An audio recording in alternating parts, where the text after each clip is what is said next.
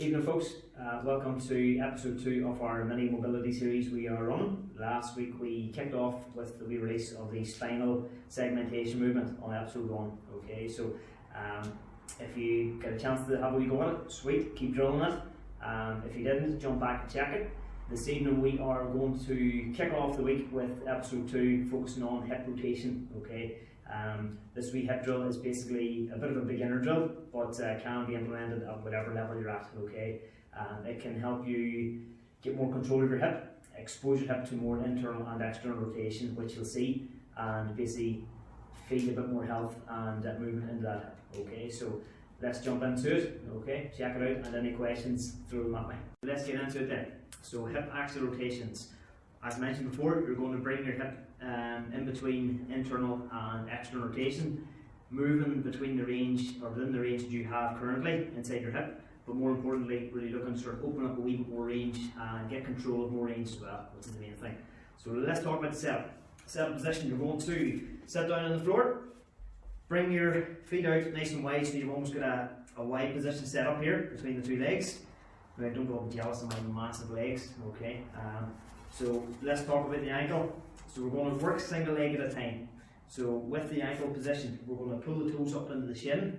That will not lock the ankle in place. We don't want to see any movement or cheating through the ankle itself, okay?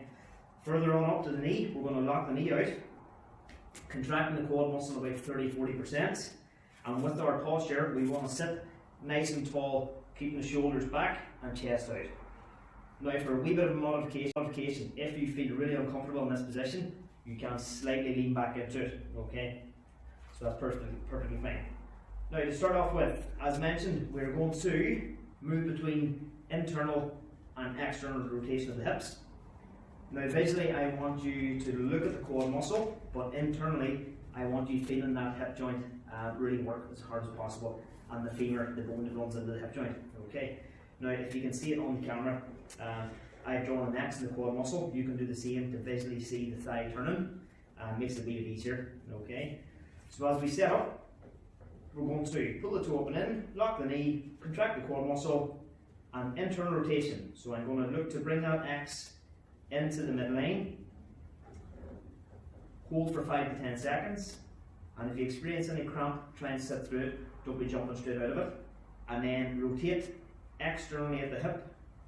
As that quad muscle turns to the outside, hold for 5 to 10 seconds, okay?